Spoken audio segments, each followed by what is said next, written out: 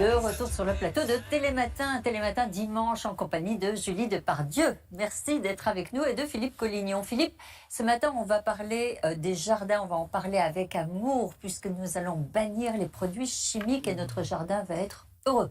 Julie est d'accord parce qu'elle a un jardin et elle bannit les produits chimiques, elle cultive naturellement son jardin.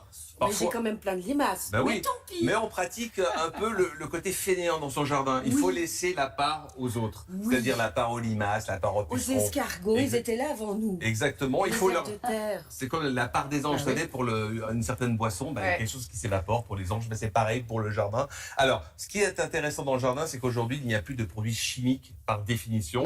Il va falloir se débrouiller avec des huiles essentielles, des préparations, des purins, etc. Et il y a Ce qu'il faut des faire, c'est astuces. bien planter les plantes au bon endroit, choisir des variétés locales, ne pas trop les serrer et surtout d'utiliser des produits que l'on peut faire soi-même, mais des produits très doux pour la nature. Tour d'horizon, regardez. Aujourd'hui, fini les produits toxiques dans le jardin. Oui, on essaye maintenant d'apporter beaucoup de remèdes de grand-mère, mais sur des solutions naturelles. Est-ce que c'est efficace? C'est très très efficace.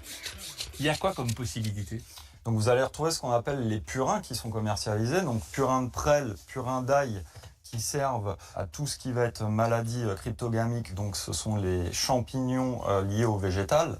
Et bien sûr, le top du top étant le purin d'ortie, qui lui stimule la vitalité, enrichi en engrais, et bien sûr est un répulsif naturel contre les insectes. Et puis, il ne faut pas oublier, la base aussi, c'est le savon noir. On peut tout faire avec au jardin. Bien sûr, le savon noir, en plus de le retrouver dans la cuisine, vous allez pouvoir l'avoir au jardin pour justement assécher les pucerons et nettoyer vos feuilles. Caroline, vous avez inventé un mélange détonnant et écologique.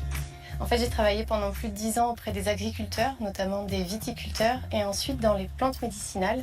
Et l'idée de départ, c'était de mieux utiliser les plantes médicinales pour améliorer la santé de nos végétaux. Alors, des cocktails détonnants, on trouve quoi?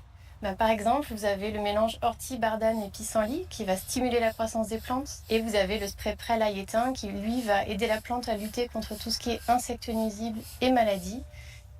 Ce qui est formidable, c'est que ce sont des bouteilles en verre, recyclées et recyclables, mais en plus, on peut acheter la petite recharge. Oui. En fait, cette recharge concentrée, elle permet de refaire chez soi un grand flacon spray de 500 ml en ajoutant simplement un peu d'eau.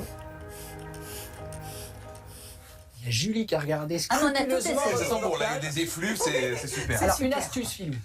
Si vous voulez utiliser des huiles essentielles au jardin, c'est possible, mais il y a quand même quelques petites astuces. Déjà, on ne les utilise pas, on ne met pas 3 gouttes dans de l'eau et on pulvérise l'eau, l'huile essentielle va flotter sur l'eau. En fait, il faut rendre miscible l'huile essentielle, il faut que l'huile essentielle se mélange à la préparation. Alors, pour cela, il faut du savon noir, à peu près pour 1 litre, une cuillère à soupe de savon noir, une cuillère à soupe d'huile végétale, colza ou tournesol. Vous mettez une dizaine de gouttes d'huile essentielle. La menthe, par exemple, c'est pour les pucerons. Le titri, c'est pour les maladies cryptogamiques. Vous mettez tout ça dans un pulvérisateur avec de l'eau. Vous secouez le tout Shaker.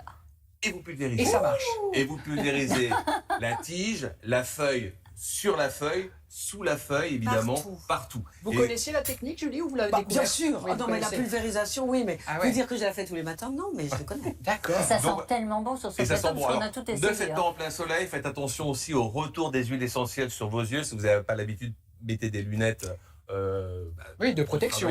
Voilà, on a déjà la combi. La combi. On a Voilà. déjà la combi. On n'a plus qu'à mettre les lunettes, un petit masque si vous craignez une chose. Et attention, si vous vous mettez des huiles essentielles sur le visage ou sur les mains en plein été, pas en plein soleil, car Ça fait des certaines sont taches. photosensibles. Merci pour toutes ces astuces, Philippe. Allez applaudir